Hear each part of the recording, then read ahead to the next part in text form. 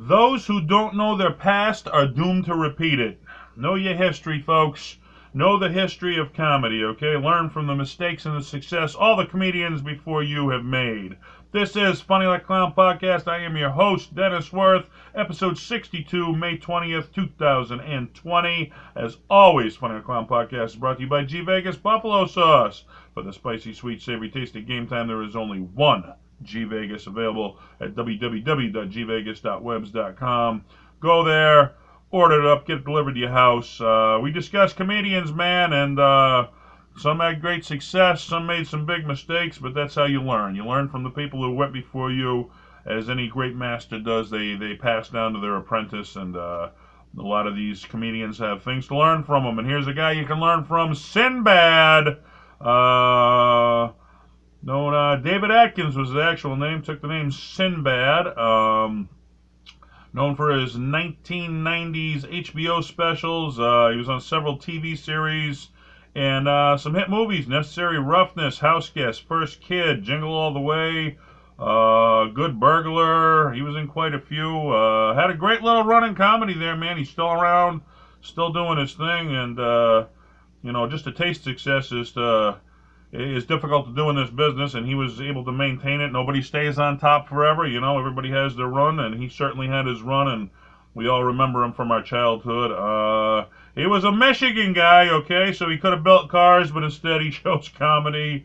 He lettered in basketball in Denver, Colorado, which I don't even know what you get a letter. I guess it's a letterman's jacket. I've heard of that, but I guess you're doing pretty good if you can wear a letter to represent your basketball team or whatever team you're on.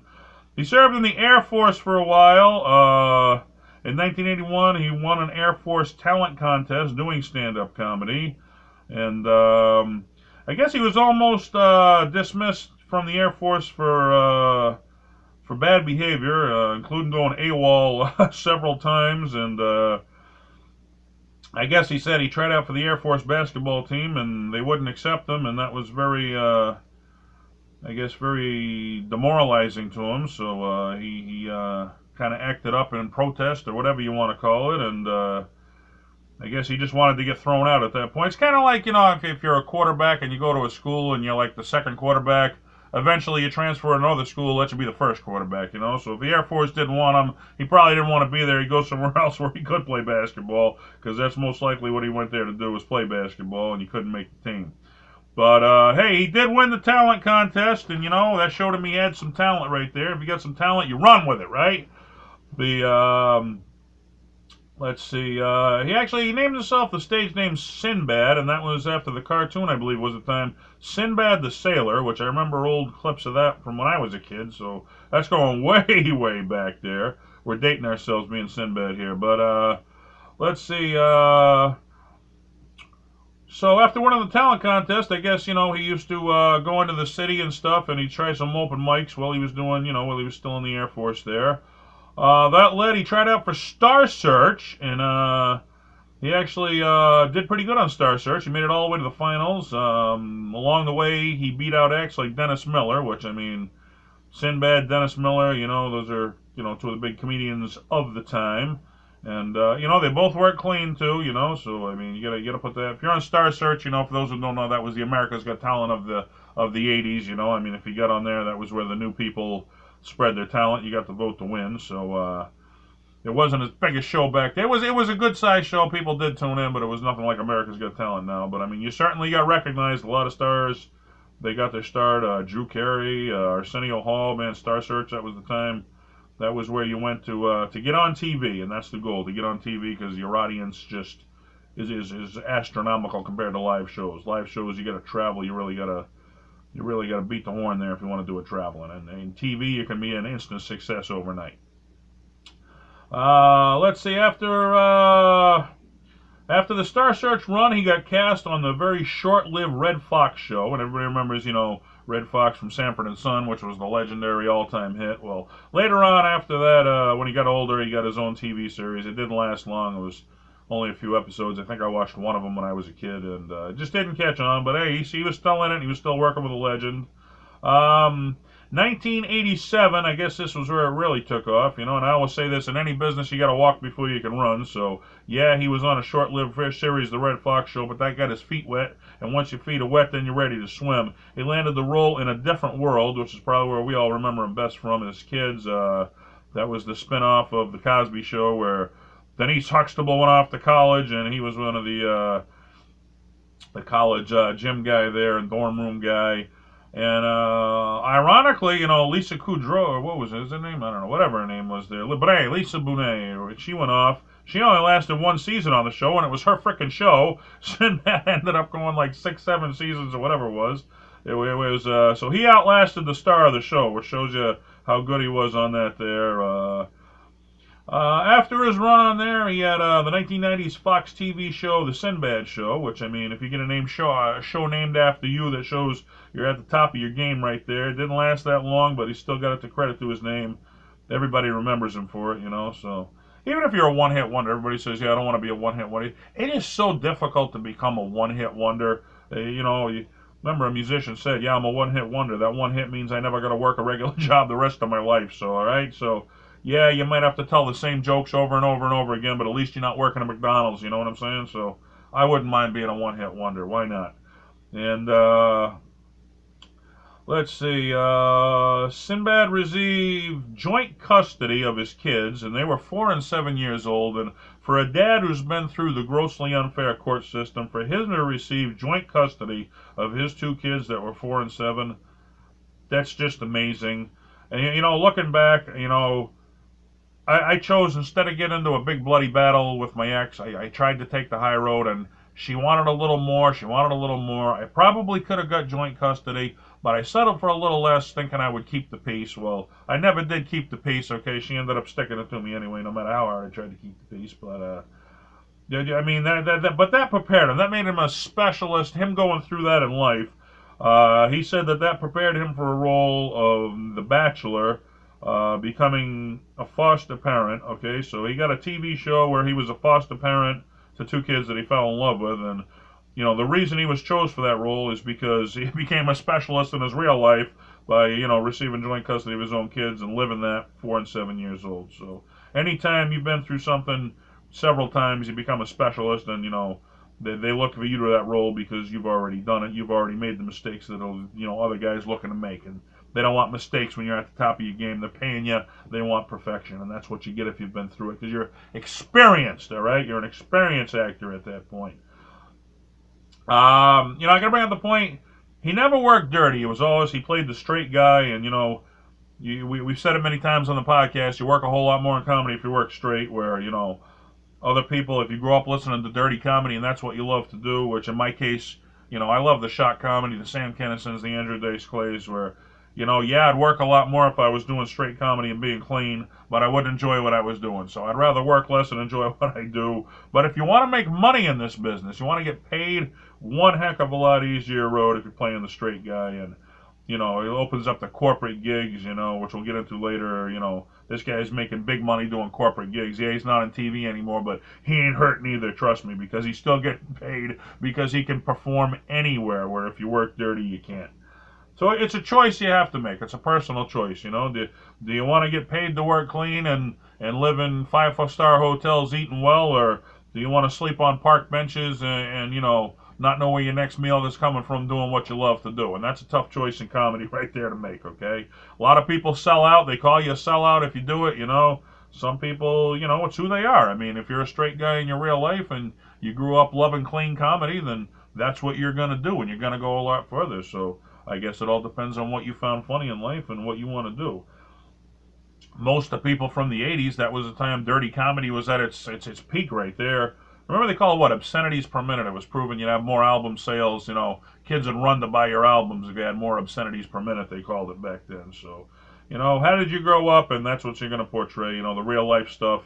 Your real life is going to portray into your comedy act. 1995, he won the Kids' Choice Awards as favorite actor. So in 1995, he was the kids voted him their favorite actor, which is cool, because the kids are the next generation. That's why, soccer, they invest all their money into youth programs right now, figuring once these youth kids grow up, they're going to love soccer, where They know they can't compete with the adults right now. The adults are into, football, basketball, baseball, but the youth, they're the future, and that's where everybody goes to, even in comedy, the youth. So hats off to him, a Kids' Choice Award. That'd be one of my proudest moments right there if the kids choose me as the favorite guy to watch on TV. That's sometimes stuff like that's even better than money, man. Just you're looking for approval. You can make money anywhere, but when you get approval in this business, that's what you're looking for. That's what shows you're doing a good job. He did his first stand-up special in 1990 called Sinbad Brain Damaged.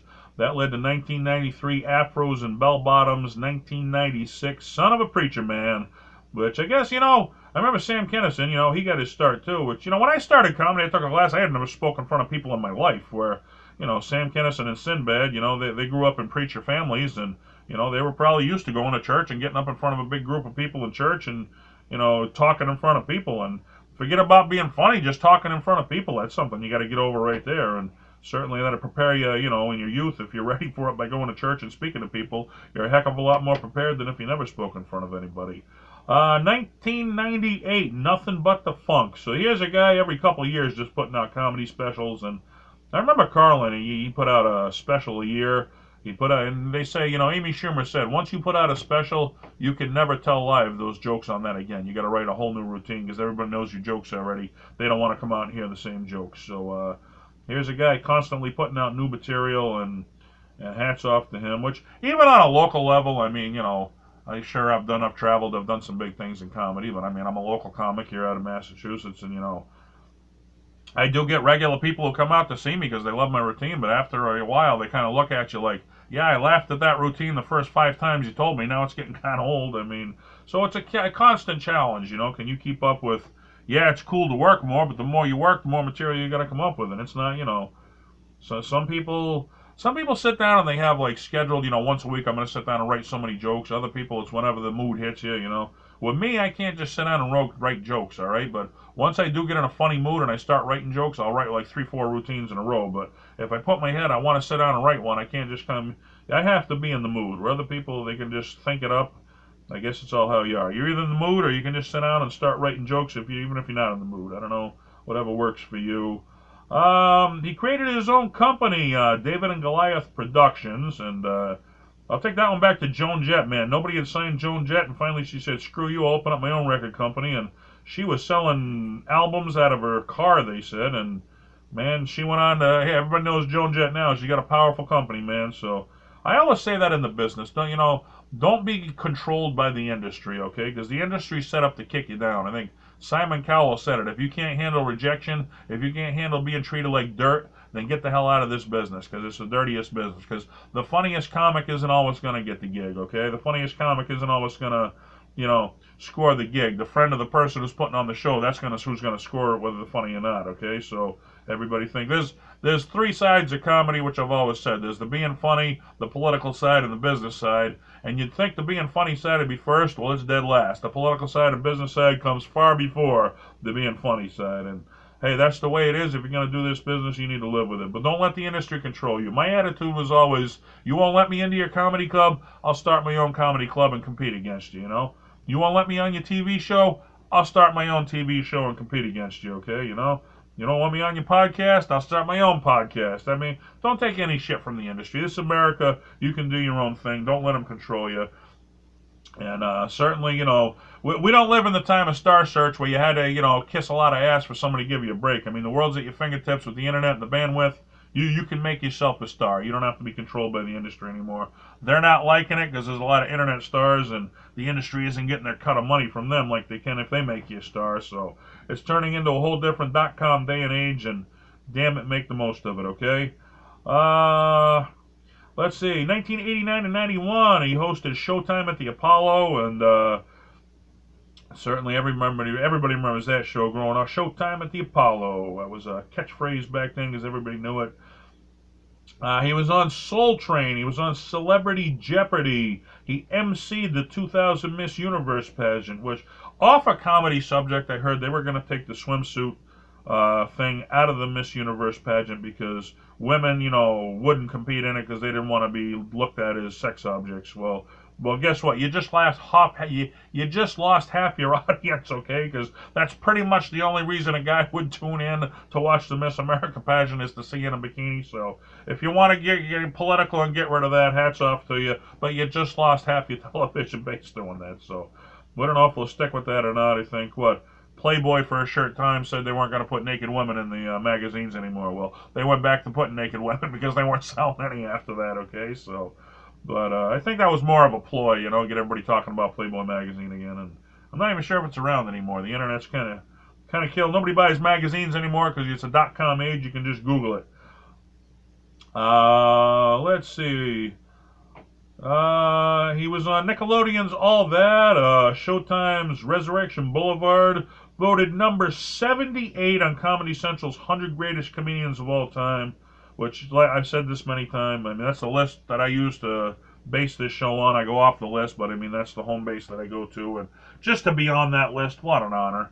What an honor to be on that list. I mean, number 78 of every comedian that ever lived, that's saying something, which I guess on the flip side of that, in 2006, Maximum Magazine voted him the worst comic of all time, so not everybody's your fan out there. I figured that out. Some people love you, some people hate you, and welcome to the business, but like George Lucas said, you open yourself up to that. Anytime you do something creative, you're opening yourself up to criticism, and you can't make 100% of the people happy 100% of the time. There's always going to be somebody out there that wants to kick you down. Especially these days, these young kids. If they're not good enough to hack it in the business, well, I'll attack somebody that can hack it, and maybe some of that. Some of me, the popularity of me attacking somebody who can make it in the business might get me recognized in the business. That's the route they go. Well, that just means you're a loser comic who can't hack it in the business. That's all that means. If you got to gain popularity by attacking somebody who can hack it. So, anybody ever heard of Maximum Magazine? Because I haven't. So I don't know why you put any weight behind what they're saying. Anyway, but I'll go with Comedy Central. Comedy Central puts you number 70, and I'll go with them over Maximum Magazine any day of the week. He was on Always Sunny in Philadelphia, and which I believe that's Louis Anderson's on that show, and he was really acclaimed for his role on there. He did like a cameo role on It's Always Sunny in Philadelphia, but everybody remembered it was, hey, it's Sinbad again. I remember him, and I guess he did an excellent job with that role, and he was remembered for it. So always good when people miss you. So he came back, and he was missed back in the limelight. 2008, he did Thou Shalt Not Laugh 3, which was released on DVD. So, staying in the game, man, He was on Comedy Central's Where Have You Been? In 2010, here's one for you. He was on Celebrity Apprentice, which I watched a couple seasons of that. Most I didn't. It was on nights. I worked nights, so apparently one season I did catch it. It was on a night I didn't work, and I did not catch the season he was on, but I didn't miss much because he was fired on the second episode, so if he only made it 2 episodes, I guess he wasn't cut out for Celebrity Apprentice. But not everybody, not everybody's business wise, And some people say, if you're good at business, you're probably not a good comedian because your life's got to be pretty messed up to be a comedian, Well, here's what I was talking about earlier, where if you work clean, you always work, and even if you're not on TV, you're still getting paid the big bucks. He is a spokesperson for Apple, and he does celebrity speaking appearances at Macworld, and makes big money. And, I remember one of the questions was, well, what did the Clintons do that they made all their money? Well, they ran for office, and once you're running an office, people will pay you big bucks to go do these speaking engagements, okay, because it's all taxable write-off money, and hey, we'll pay you millions of dollars to come speak at our event. We'll write it off these big corporations as a tax deduction or whatever. So that's where the Clintons made their money from all their speaking engagements, and that's where he's making his money nowadays, and it's big money, man. You're working for Apple. You ever heard of Apple? Yeah, because everybody's heard of Apple because you're at the top of your game. They're paying a little bit of the big bucks over there at Apple. They're making a few bucks. So if his name's associated with them, then pays to be a straight guy. That's what I said. He's making the money, man, okay? Maybe he's not doing what he loves to do. Maybe he is, but he's making the money, man, okay? He was on WeTV's It's Just Family, which didn't last long, but hey, he's still on WeTV. 2013, he was in the animated film Planes. He did some voiceover work, and later that same year, he was also an American Dad, which is also a cartoon, so You know, he's doing some voiceover work, so even if you don't see him on TV, you're hearing him on TV because all the big stars do that. You know, Buzz Lightyear, Tim Allen, you know, Cars, Larry the Cable Guy. I mean, the B movie with Jerry Seinfeld. Everybody does. There's big money in that voiceover work, and it's almost a grand slam. You know, these kids are going to see these movies. That's what you do with your kids. You take them to see the new hot movie coming out. So it's almost guaranteed that, you know, you're not going to flop. It's a safe move. You make a safe move in comedy, that's a good thing because you don't want to risk your money, okay? He did some work for the USO, doing some show over in Afghanistan for the troops, and hats off for him. Hey, we got thrown out of the Air Force there. I think he said eventually they threw him out for parking his car in the wrong way. It was how he eventually left the Air Force. But hey, you can still respect the troops, respect what they do. He went over and did some shows with the USO, so he gave back to the troops. 2017, he did some work with Disney, Junior's The Lion Guard, which, you know, Disney, man, if you're a straight guy in comedy, that's the top of the game right there once you reach Disney, okay? Because I remember Disney actually turned down the movie Back to the Future because they said when Michael J. Fox kissed his mother, that's incest, and this is Disney, we can't have that, man, you know? So, and as big a hit as Back to the Future went off to be, Disney turned it down because they're the ultimate straight company. So, and they're the ones making the biggest bucks, okay? So if you're a straight guy, you're working for the biggest company, you're making the biggest bucks. Where if you're working dirty, hey, you may not be eating this week, but you're having fun. So I guess make your choices, kids. Make your choices in this business. Let's see. In addition to comedy, he's actually a very accomplished musician, which a lot of comedians, I guess, you always want to be a rock and roll star. Yeah, you love comedy, but he had a musical side. He could play many different instruments, including, I guess, most profound with the drums and percussion. So they said a lot of his shows, once he was done stand-up, he'd end off with a few songs sometimes and show his musical talent. So just because you love comedy don't mean it's your only love in life. You know, everybody has other things that you like to do, whether it bleeds over to music, acting, you know, voiceover work. Hey, you know, stand-up comedy, it's a great mecca, and there's nothing like a live audience, but it opens so much many doors for you to do other things you love to do in life.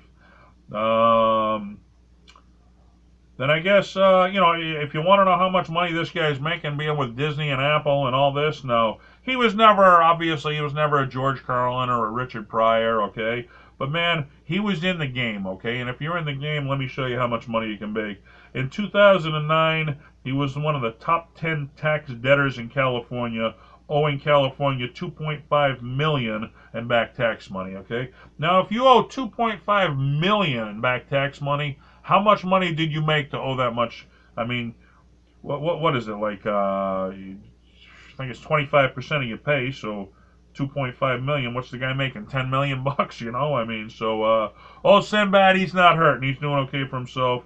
They said he actually put his home for sale up in California so he could pay off his tax debt there, and he's making good on the deal right there. So, you know, if you owe 2.5 million in tax money, then you made one hell of a lot of money to owe that much money in taxes. And like I said, you know, he was never one of the top comedians, but damn it, he was always in the game. And whether he was a one-hit wonder, he wasn't a one-hit wonder. He did many things. I mean, but A Different World, I guess, was the top of his game that we all remember him from. And man, he made money from that even up to this day. He's still doing speaking engagements, and he don't have to work at McDonald's, where guys like me, we do a podcast and then I got to go to work to pay my bills. But hey, I'm having fun. I'm not getting rich, but I'm having fun, and that's half the game. Always have fun. Do what you love to do in life. You know, would you rather live your life miserable doing something you hate to do and have a lot of money, or would you rather do what you love to do and struggle a little bit in life? So I guess a choice you got to make. Some people go for the money. They say, what? Your paycheck is the bait to keep you from going from your dream in life, okay? Because, you know, your paycheck will pay the bills, but your dream don't always do. But you got to have fun. Life's too short. A lot of people say the biggest regret in life is they didn't do more things they wanted to do. Because you start thinking about that more. When you're young, you figure, Gandhi said, the problem is you think you got time. You think you got all the time in the world. Hey, later on I'll do this in my comedy career. Later on I'll do that in my comedy career. Later may never come. If you got to sacrifice a little bit to do it, then do it. This is Funny Like a Clown Podcast. I'm your host, Dennis Wirth. Keep laughing. Do what you love to do in life. Money isn't everything. Be responsible. Take care of your family. But man, if you get the opportunity to do something, damn it, I say do it. Enjoy life. I'll see you next week. Keep laughing, folks. Laughter is the best medicine. Good night.